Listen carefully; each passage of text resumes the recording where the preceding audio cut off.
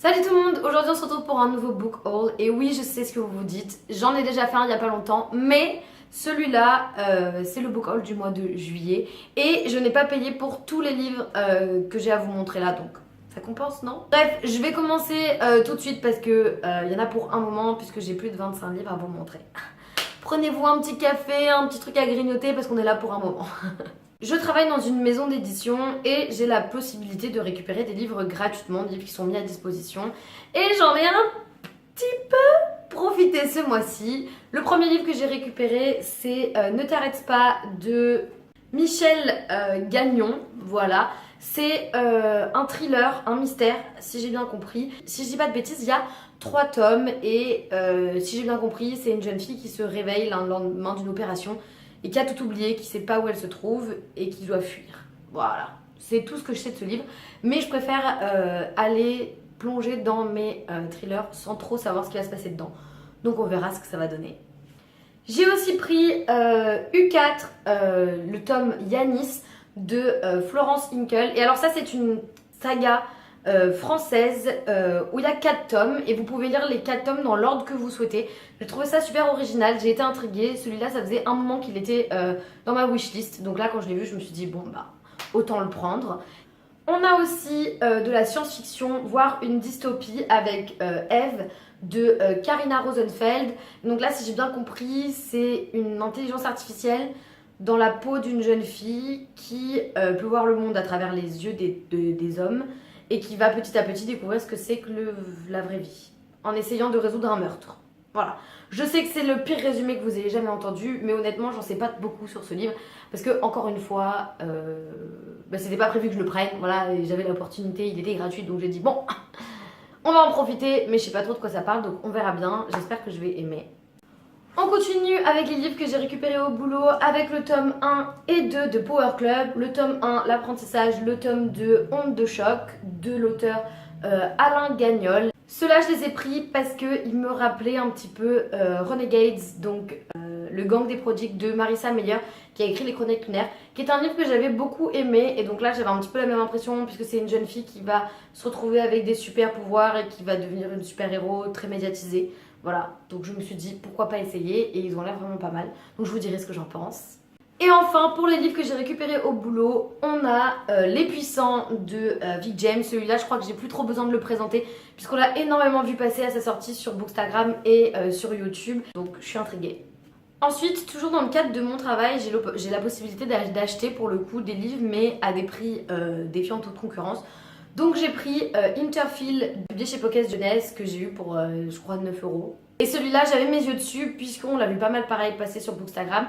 Et que l'histoire me rappelle un petit peu Warcross de Marie-Lou. Je sais pas si c'est la couverture qui me rappelle ça, mais j'étais intriguée, j'avais envie de le lire. Et là c'est dans une société où tout le monde peut avoir accès, je crois par le biais d'une application, à vos sentiments. Ça rappelle aussi un peu Black Mirror. Bref, je suis intriguée, j'ai hâte de le lire et je vous dirai ce que j'en pense. Après, on a un achat assez impulsif, même si je dois avouer que tous les livres que je vous montre là, clairement c'était des achats impulsifs, j'en avais pas besoin, mais j'étais sur mon ordi, j'étais là, je veux, je veux, je veux. Donc voilà, là vous venez d'avoir une démonstration de comment je me retrouve avec autant de livres. Et je parle de Diabolique, tome 1 et 2 de S.G. Kincaid, qui est un livre dont j'ai entendu énormément de bien. Ça me rappelle un petit peu, je sais pas si vous vous souvenez, il y a quelques années, il y avait Starters qui était sorti, qui était un petit peu de la science-fiction dystopie. Et là, ça me donne un petit peu les mêmes impressions, donc j'ai vraiment hâte de les lire. Et puis j'ai été clairement influencée, puisque tout le monde dit que c'est bien, et que j'aime beaucoup les couvertures. Voilà. Vous verrez, c'est un sujet récurrent, le j'aime beaucoup les couvertures, vous allez voir. En parlant de livres qu'on a achetés pour la couverture, on a la duologie The Wrath and the Dawn de René Adier, donc avec le tome 1 et le tome 2 The Rose and the Dagger. René Adier, je sais pas si vous vous souvenez, pour mon book haul du mois de juin, je vous en avais parlé puisque j'avais acheté son livre Flame in the Mist qui était une réécriture de Mulan. Et celui-là, c'est une réécriture du conte des Mille et Une Nuits, donc je suis intriguée. On m'en a dit beaucoup de bien, et puis les couvertures, voilà. Il y a quelques mois, j'ai lu la trilogie Daughter of Smoke and Bone de Laini Taylor. J'avais bien aimé son style, j'avais beaucoup aimé les mondes qu'elle créait. Donc je me suis dit, pourquoi pas continuer avec cet auteur. Et j'ai pris Stranger Dreamer qui est sorti en français sous le nom Le Faiseur de rêves, et j'ai entendu que des bons avis sur ce livre. Voilà, il a été décrit comme un véritable chef-d'œuvre. Donc j'ai hâte de le lire et d'essayer. Et puis, sachant que à la base j'avais commandé une autre couverture, mais c'est celle-là qui est arrivée et je ne suis pas du tout déçue parce que elle est sublime. Ensuite, mon âme de collectionneuse ne pouvait pas dormir en paix tant que je n'avais pas ajouté à ma collection Language of Thorns de Leigh Bardugo. Leigh Bardugo qui a écrit Six of Crows et la trilogie Grisha, deux de ces sagas que j'ai fini, et elle a une nouvelle qui va pas tarder à sortir, janvier 2019 si je dis pas de bêtises. Et celui-là, c'est un recueil de nouvelles d'histoires du monde de Grisha et de Six of Crows. Donc j'étais intriguée, et puis attendez, est-ce que vous avez vu la beauté de l'extérieur? Mais regardez-moi. Est-ce que j'ai besoin d'en dire plus? Non. Est-ce que vous auriez su dire non à une telle splendeur? Honnêtement. Parce que moi, j'ai pas réussi. On continue avec The Cruel Prince de Holly Black. Celui-là, quand il est sorti, il a fait un carnage. Tout le monde a dit que c'était génial, donc j'ai envie de me faire mon propre avis. La couverture est trop belle. Et attendez. Est-ce que j'ai besoin, là encore, d'en dire plus?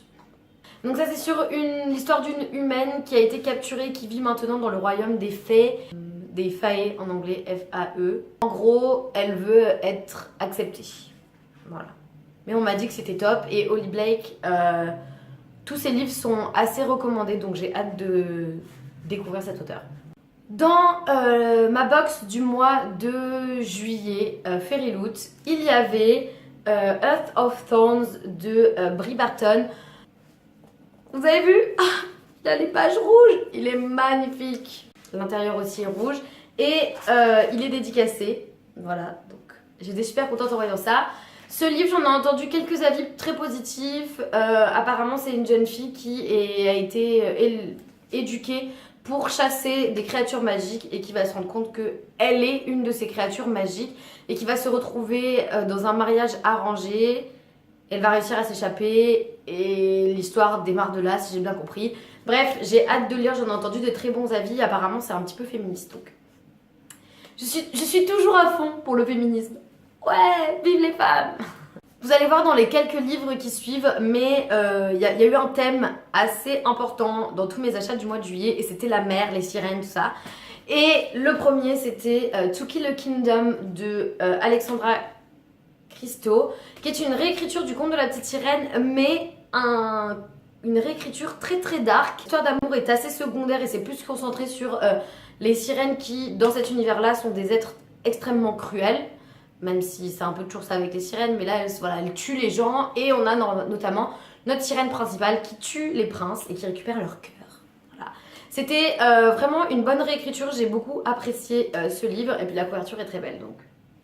On continue sur le thème de la mer avec Daughter of the Pirate King et Daughter of the Siren Queen de Tricia Levenseller. Ça, c'est une histoire de pirate avec le personnage principal qui est une version féminine de Jack Sparrow. Voilà, c'est ce qui m'a vendu. C'est ce qui m'a fait me dire, tiens, je veux ces livres. Je les ai lus, c'était vraiment pas mal. En fait, c'est une jeune fille qui va faire exprès de se faire capturer pour pouvoir fouiller le bateau de ses ennemis et retrouver une carte qui l'amènera à une île pleine de trésors. C'était une lecture vraiment sympa, un peu prévisible par moment, mais c'était quand même super agréable à lire et très facile, donc je recommande. J'ai aussi acheté une autre réécriture de La Petite Sirène, mais cette fois avec un twist un petit peu féministe. Même si le côté féministe, on le voit très peu et il arrive très tardivement, c'est ce qui fait que j'ai pas vraiment accroché à ce livre et j'ai été un petit peu déçue. Mais ça n'empêche que la couverture, est-ce qu'on parle de cette magnifique couverture? Et c'est The Surface Breaks de Louise O'Neill. Louise O'Neill qui a aussi écrit Asking for It, une histoire sur les agressions sexuelles et qui apparemment est très bien, que j'ai hâte de lire aussi. Mais celui-là, je l'ai principalement pris pour sa couverture. J'ai été un petit peu déçue, mais j'en avais besoin dans ma collection. Voilà, il est trop beau. Il est beau au-dessus et en dessous. Regardez, il est trop beau. Et on finit avec le thème de la mer par The Wicked Deep de... non, je vais pas prononcer le nom de l'auteur parce que je vais mal le prononcer, je le sais déjà. Bref, là c'est l'histoire d'une ville qui, il y a 200 ans, a noyé 3 jeunes filles pensant que c'était des sorcières. Et depuis, tous les étés, ces 3 jeunes filles reviennent hanter le corps de jeunes filles pour noyer des jeunes garçons. Voilà. Je crois que je vous ai complètement perdu avec ce résumé. J'ai été un petit peu déçue par cette histoire, notamment par les révélations de la fin, mais ça n'empêche que c'était pas mal. Voilà. La couverture. Ensuite, j'ai aussi pris le tome 1 et le tome 2 de la saga de Sabaa Tahir, A Number in the Ashes, qui est une saga dont j'ai entendu énormément parler et en très très bien. Le tome 3 vient de sortir et je me suis dit que j'allais essayer, déjà parce que les couvertures sont trop belles. Voilà. Et puis comme je vous dis, j'en ai entendu vraiment que du bien, donc j'ai hâte de voir ce que ça donne. Et apparemment ça s'inspire de l'Empire romain, donc pourquoi pas. Et en gros, c'est une jeune fille qui va se mettre à espionner l'Empire pour essayer de sauver son frère qui a été accusé de trahison. Voilà. Ça a l'air top et je le redis encore, mais que des bons avis sur cette saga. On continue avec God's Grave de J. Christophe. Alors oui, je sais, c'est un tome 2, mais le tome 1 est en train de faire son petit bonhomme de chemin pour me rejoindre, puisqu'il était en rupture de stock quand j'ai commandé le tome 2. Mais il arrive, voilà, donc il sera certainement dans mon book haul du mois d'août. Et ça, si j'ai bien compris, c'est l'histoire d'une jeune fille dont le père est assassiné et qui va intégrer une école d'assassins pour le venger. Voilà, c'est censé être très dark. Et c'est un format assez original puisque l'auteur rajoute des notes de bas de page où il explique un peu plus l'univers, où il donne un petit peu comment il a écrit le livre, quelque chose comme ça. Si j'ai bien compris, c'est des notes qui rajoutent énormément à l'histoire et qui font que c'est un livre très addictif. Donc j'ai hâte, vraiment hâte de lire. Et puis, déjà la couverture est sublime, mais en plus de ça, il est signé. Voilà. On est presque à la fin puisqu'il me reste 3 livres à vous montrer, 4 livres à vous montrer et le 4e c'est Children of Blood and Bone de Tomi Adeyemi. Celui-là, honnêtement, je l'ai pris parce que oui, encore une couverture sublime. Mais vous êtes d'accord avec moi que cette couverture est juste parfaite. Voilà. Bref, je continue. Celui-là, je l'ai pris parce que j'en ai entendu que du bien. Tous les gens avec qui j'en ai parlé ont dit que c'était un véritable chef-d'œuvre. C'est une histoire qui reprend des contes africains. Donc déjà c'est super original. Je crois que j'ai jamais lu de livre basé sur des légendes africaines. Et si j'ai bien compris, c'est une jeune fille qui a la possibilité de sauver la magie dans son monde. Voilà. J'en sais très peu, mais faire le commencer sans trop en savoir, histoire de pas être trop déçue, de pas mettre mes attentes trop haut. Et puis, je ne vais rien dire. Je vais juste vous laisser regarder. Et je ne vais rien dire. Et on arrive à mon dernier achat du mois de juillet. Et il s'agit du coffret avec la trilogie de Mara Dyer. Le tome 1 a été traduit en français, si je ne dis pas de bêtises, mais l'histoire n'a pas été continuée. Et je les ai pris parce que ça fait un moment qu'ils me font de l'œil. Je trouve les couvertures très belles. Et puis j'en ai entendu des bons avis, donc j'ai envie d'essayer. Et puis les couvertures ont un fini velours,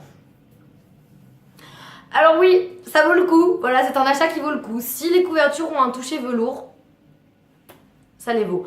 Non, plus sérieusement, je les ai prises parce que le coffret était à un prix défiant toute concurrence sur Book Depository, donc je me suis dit non, je n'ai aucun contrôle et non, je ne sais pas dire non à une réduction.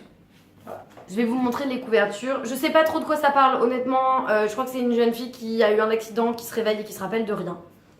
Voilà, et il y a un peu de surnaturel.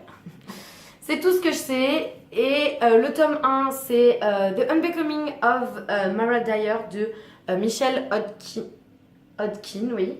Le tome 2, The Evolution of Mara Dyer, toujours de Michelle Hodkin. Et le tome 3, vous l'aurez deviné, par Michelle Hodkin, c'est The Retribution of Mara Dyer. Sachant qu'apparemment il y a un tome 4 qui sort, mais qui est celui-là raconté du point de vue du personnage masculin de l'histoire. Donc voilà, je le lirai probablement si j'aime bien la trilogie. J'espère bien aimer la trilogie vu que j'ai acheté les 3 livres. Et voilà, c'est tout ce que j'ai acheté pour le mois de juillet. Oui, je sais, il y en a beaucoup. Oui, je sais, je me suis ruinée. Mais mon excuse, c'est que je vais plus pouvoir acheter de livres pendant 2 mois. Donc, fallait compenser. Et papa et maman, si vous voyez cette vidéo, vous comprenez maintenant pourquoi je vous ai demandé de monter avec des cartons. Je vous aime. Bref, dites-moi si vous avez lu certains de ces livres. Moi je vous dis à la prochaine parce que cette vidéo est suffisamment longue.